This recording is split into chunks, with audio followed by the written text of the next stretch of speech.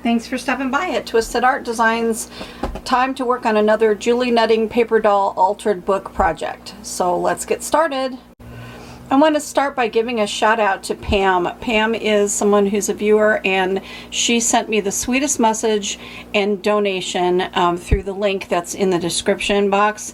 And I just want to say, you know, I don't have this channel monetized. This is not a business. This is something that I do for my own therapy. I'm sure if you guys know my backstory, a lot of my the things that I do for art are for pain management. And I like to inspire other people too. So if I can show what I'm making, maybe somebody will get a bright idea and try something different or try something they've never done before. So I'm merely on here for entertainment purposes and for inspiration and for my own healing journey. So whenever I do get a little donation of some sort, I am so grateful from my heart to put that aside and use that for buying fun little art supplies and things to make these neat pages and to be able to share my ideas and tips and tricks with you guys. So thank you so much, Pam. I appreciate you. And before I get started on this next layout, I just wanted to say something real quick. I want to apologize for how long it's taken me to get to the next video in our Julie Nutting Altered Book series, book number 2. I kind of had something happen that stalled me a little bit, and I just wanted to just talk about it real quick. I won't dwell, but I needed to say something. I had an instance come up, and it kind of shook me, and some of you are probably going to think, wow, that's really dramatic and she's being dumb, but I just needed to explain that I've been doing this project for, you know, going on months now, probably almost a year now, that I've been doing these videos, making the altered book, and doing the Julie Nutting series where I'm showing how to do layouts in an altered book and having interactive things and how to decorate the Julie Nutting dolls and then put them into an altered book. So it was a project that is near and dear to my heart, and I created the Facebook group where many of you have joined, and you're showing your pages and you're playing along, which is fabulous. I love it. Makes me so happy, warms my heart. But what I did have happen was that I had discovered that someone that has been watching my videos and in the group and following along has made their own videos on TikTok, and they're showing the exact project, and they're kind of, well, in my opinion, they're claiming it for their own, because they didn't do hashtag TwistedArtDesigns, they didn't mention me, didn't mention this project, didn't mention that they were in a Facebook group or that they've learned this from someone or somewhere else. So this person showed how to make the book sets and alter a book and choose a book, and then how to decorate the background using magazine images like furniture, and do the girls on the edge, which is in the first series, and decorate the Julie Nutting girls, and then so like they're claiming it for themselves. And then if you look at the comments on the TikTok videos, they do say, you know, oh, what a great idea, and oh, that's fabulous, and I can't wait to try it. And they're following that person as if that person, it was their project and their idea. So that really kind of hurt my heart, because I find it good karma that when I show things in my videos, I mean, I honor and respect other artists and other crafters. And if I've learned something from someone else's social media, from their YouTube videos or somewhere else, and I'm using it in a project, maybe I'm doing it a little bit differently, or maybe I'm doing it exactly the same way they do it, but I always reference those people and say, you know, I will link their social media or where I saw it from, whether it was on Pinterest or TikTok or wherever. I always put a link to those people's pages and Instagrams and YouTube videos and such, and give them credit, give them a shout out. Go check their stuff out. I believe that we should all support each other. And you know, I know that there's competition in the people that get monetized and get paid for their work. So they're wanting views and they're wanting followers, and I get that. and that's great. And once you put it, some people believe that once you put this stuff out on the internet, it's fair game. So I'm showing how to do it, and some people believe that you can take it and you can teach it exactly the same, and you don't have to reference that artist or that person, and you can say that it's your own idea. Oh well, that it's not copyrighted in a sense, but you know, there are angel copyright laws for artists, and it has to do, to me, with common sense, with karma, and with respect for each other and our work. So it really, I don't know, it just rocked my world. It got me really upset. And I said, why am I doing this? Why am I wasting my time showing stuff if other people are just going to steal it and show it verbatim and claim it for their own? But then after I calmed myself down, literally, I realized, that's not fair to the people that are in my YouTube group and are doing this project and that are so sweet. I have met so many sweet people. And a lot of you are so gracious that if you post on Instagram, you say hashtag TwistedArtDesigns, or, I'm doing this project at TwistedArtDesigns. Lori taught me how to do this, and I just wanted to show what I'm making. I'm so proud of my altered book. All the people who are doing those things, God bless you. Thank you so much. I appreciate that. That's really cool. And it does. It gets people to come watch my videos and learn from me and follow me. And I'm not monetized, like I said, but it's still a matter of, respect. So I'll get off my soapbox now, and I got over it because I figured that is not fair to stop doing these videos and punish everybody because one person, made an error in judgment. So I hope you understand why it took me so long. I got over it. I'm back, and I want to create these videos. I enjoy the people in the group, and I enjoy the project. So let's get started, and I'll get off my soapbox. And I just felt like I really had to share why my heart was heavy. So for this next layout, I've put my sets together. Here's the last page layout that I did, and so I took some pages out, and then I added another page to this side, and then I put 2 pages over to make this side. This is just going to be a 2-page.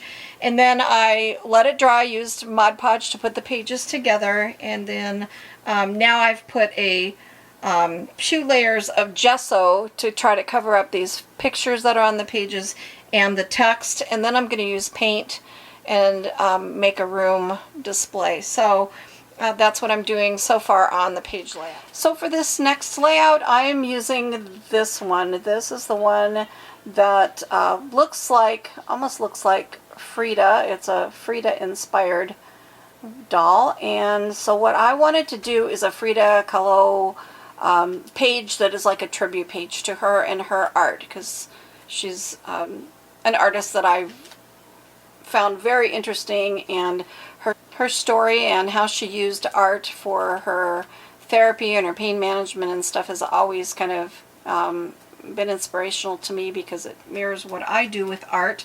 And so I really like Frida, and I love this stamp, and I wanted to do a page on this. So I'm going to do this, and I'm doing another girl too to show you a really super fun idea to make beautiful Mexican style dresses for them. So I'm going to get started with my page layout and show you my ideas. And before I get started using this one, which Milagros, that is Spanish for the word miracles, and if you know the story of Frida, she sure was a miracle that she survived her injuries from her terrible bus crash in 1925, and went on to become a famous artist. So I am going to do some techniques the same on this one as well as another stamp. So I'm going to put her aside really quick and start with this one. So I'm going to start with Imani, and I'm going to show you some really fun techniques, and then I'm going to carry those over and use them also on this stamp. So let's get started with that. For my next girl, I'm using Imani, and the top part I'm going to do with washi tape, and the bottom of her skirt I'm going to do some ruffles using coffee filters. Coffee filters are going to be fun to use because they're already curved, rounded, I've got 3 layers of filters here, and I'm just going to take my scissors. I'm cutting through all 3 layers, and I'm just going to go to here because I can always cut this shorter. I'll need it to be shorter for some of them. Now I'm going to separate them out individually if I can. Okay, so there's 3 filters like that. And then I'm going to just take and do a back and forth fold. And I'm going to use my glue to just put some little dots. And I can kind of just quick, I think, go across. Let's try that. Just to tack it. So you're just making little folded pleats.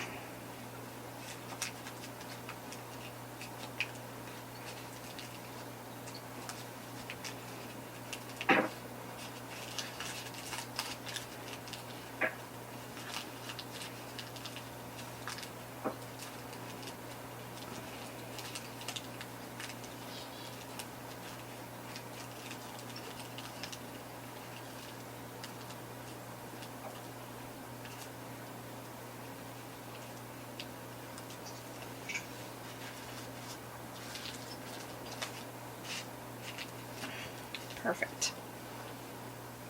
So I'm going to do that with all 3 layers. So here are my little folded up glued coffee filters that are going to make my ruffles. And now I'm going to use, these are Brusho crystals. So they're watercolor crystals, and that's what I'm going to use today. I'm using a yellow and a crimson, because those 2 colors, when they mix together, are going to make a really pretty color. Okay, I like to use a brush to apply them. If you touch them with your hands, they do stain your hands, so you have to be a little careful of that. So I just pick them up with a brush like that, and then I'm going to tap the brush and sprinkle the crystals on the coffee filters. And it doesn't take a lot. You don't need tons, because it's very vibrant.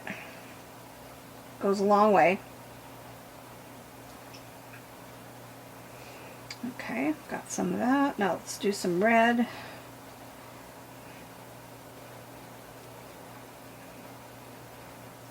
I brushed off the brush so I didn't contaminate the 2 containers.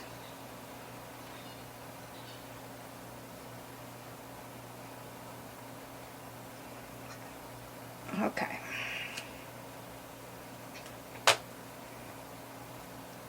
It doesn't look like much, does it? But here's where the magic happens. Now I'm going to take my Mr. Water bottle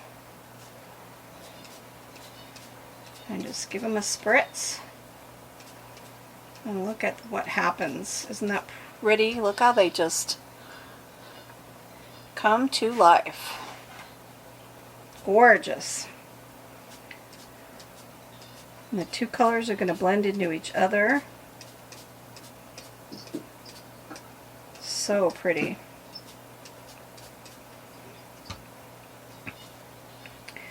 And I'm going to wet my brush. You can even brush them out a little bit.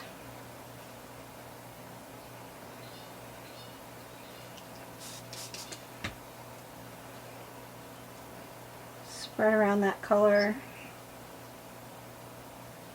And then you just kind of want to leave it alone and let them totally dry.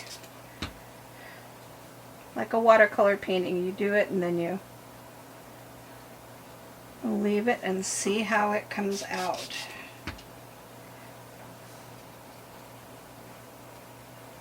Pretty.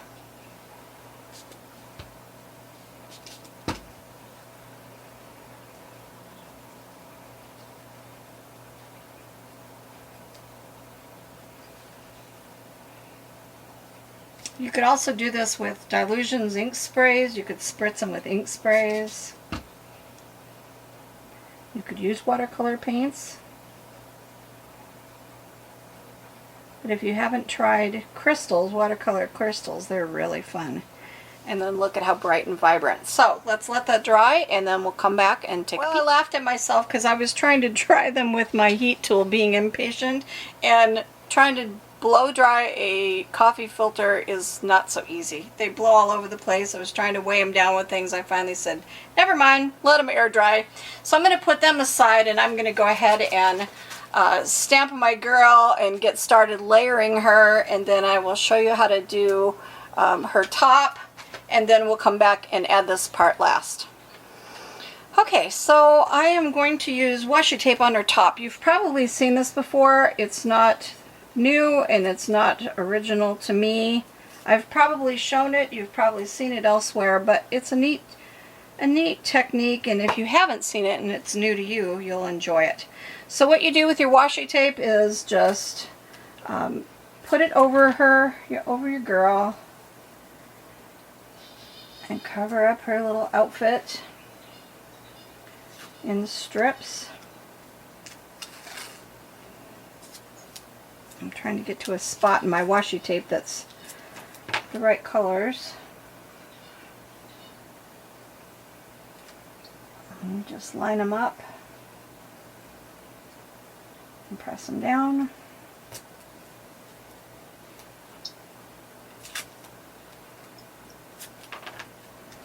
Until it's all covered like that.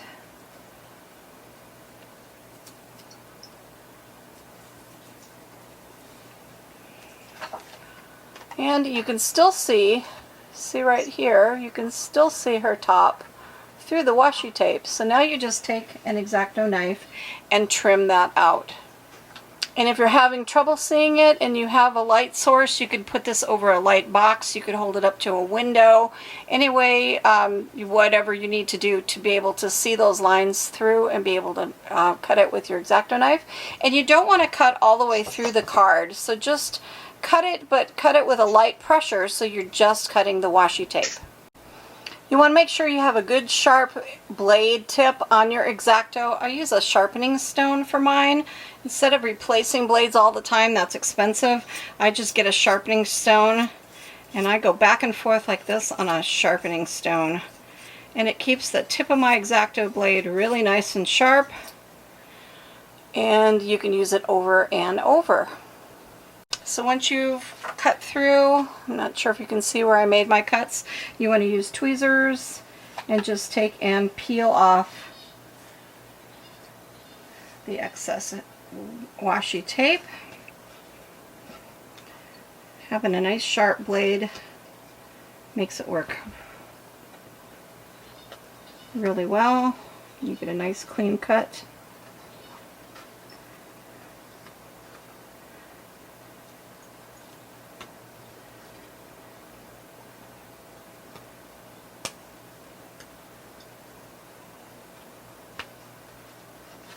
And there, look at that cute top out of washi tape. So the next step is going to be to use these cute coffee filters, and look at how they turned out. So bright and colorful, they're gorgeous. I love them. So this is what's going to make up her skirt like this, and it's going to be in layers, and since there's 3 layers, I might want to trim that bottom one. No, I kind of like it, so I'm going to put that one up about here. So all you have to do to put that on is to put some glue across the dress like this. And then you're going to lay this across where you want it and press it down into place, kind of scrunch them up, make them fit, and then push down to hold it. Art glitter glue works the best. See how fast it holds? That looks so cute. Oh my goodness, I love this. It's so colorful, so cheerful. And I'm going to put the next layer like this. So put some glue across here. Gosh, this is going to be so cute.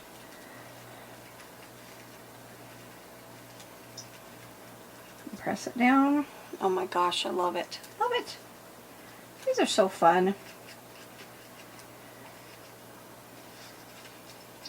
Doing these girls are kind of addictive. Okay, and then this layer is going to go up here, and I think I'm going to fold that behind. Don't want to cut it off. I'd rather fold it, I think. And put glue here. And I'm going to go right up above where that bow is going to go. I'm still going to add the bow, but it's going to get glued right up there.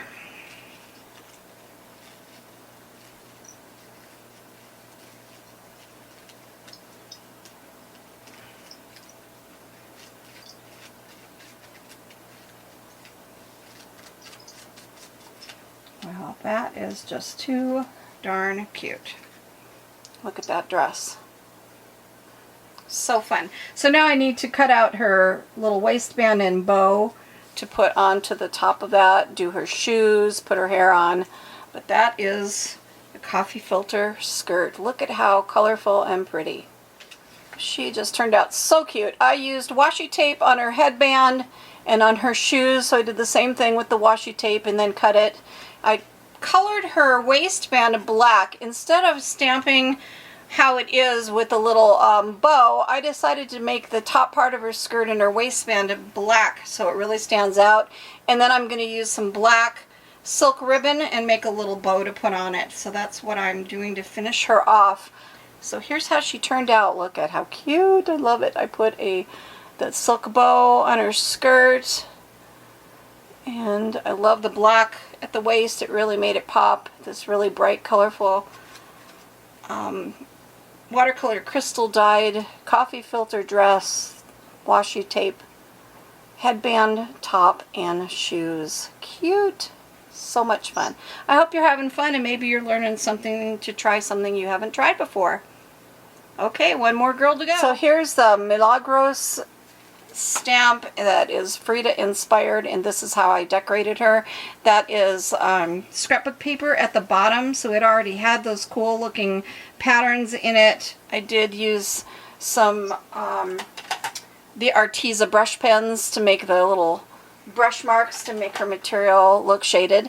Then I did that same technique with the Brusho crystals and the coffee filters to make these two layers. I added some dimensional flowers. I used the Brusho crystals on her blouse, and then I made her flower dimensional just by cutting extra pieces and gluing them. Made her hair dimensional, and then I put in some extra little flowers on it. So that is going to go on the page with this one. So now to go ahead and create the page in my book and show you what I do. I made a print of a table and chairs, a little sideboard table, and then some of the artwork by Frida Kahlo. And I use the app that's called Print to Size, so you can take an image and you can make it as big or as small as you want it to be. So what I do is just measure the page and see that I wanted the table to be about 4 inches, and then you can make the image that size in Print to Size and put them all on one page. So I'm going to trim them out. They're going to go in my background. I'm going to paint the walls a turquoise. I'm not sure if I'm going to make the floors, use maybe some paper that looks like wood tone to make wood looking floors, but the inside of her house was painted very bright with bright turquoise colored walls. And so this will look kind of cool to have her artwork on the wall, and then some Mexican style furniture. So those are images off the internet that I've sized in the Print to Size app and then printed. So here's how the pages come in together. I've got the turquoise blue walls and the brown floors, a little Mexican style table, the cute little piece of furniture over here that's so colorful and fancy. In the background I have some of her framed artwork, and then I've got the doll, and then this doll here, which could be her sister. She was really close with her sister throughout her life until later in life when her sister and her husband had an affair, and then her and her sister had a falling out. But it looks just like her sister, and I thought that was kind of a an interesting part of her history.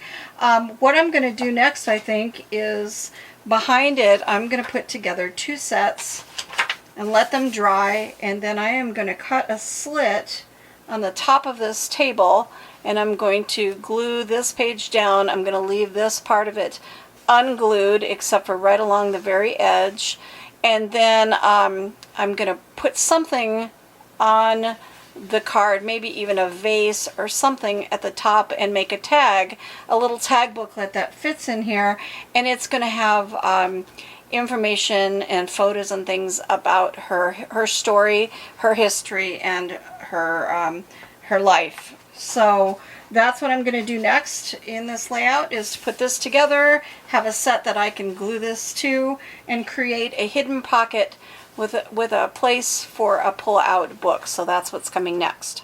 So I've glued these 2 pages together. I made a slit first, so this part is open. It's only glued here, here, and then across here and all along the back page. So that's how that's glued to that. And that makes a nice little pocket behind that cute little table. Here's the little book that I made. I printed things from Wikipedia and just put them onto paper. I sewed it down the center with my sewing machine, and I made myself a little book that has the story about Frida's life. I added just the parts that appealed to me, because her biography, of course, is really, really long, and with some photos and things. And then what I did was I printed this cute little Mexican pottery, and it matches the table because it's got some flowers. I printed it twice, made it the same size. I glued it at the top. I glued it onto the back of the little book, and that way I can put this flap over the top like this. And this gives me something to pull the book in and out of the slot. So I can slip the little book in here like this. I'm just being careful because my glue hasn't quite dried. And then you've got the vase on the table. Look how cute that is. I love it. And you see the vase on the table, you don't see the book. And then I can pull these tabs to pull the book out of the slot. So that's that page. I hope you like it. I really had fun doing it. And I love the tissue paper, using the coffee filter and the crystals, the Brusho crystals, to make these cute Mexican dresses, and then just printing out the pictures and things and making this cute tribute to Frida. So I'll have a link in the description box below for the supplies I used. See if I can find the link to this Julie Nutting stamp, and hopefully you can give this a try. Maybe some of the things like Brusho crystals might be new to you, and I hope you try this out in your altered book. Until next time, thanks for stopping by at Twisted Art Designs. Go make art. Art soothes the heart.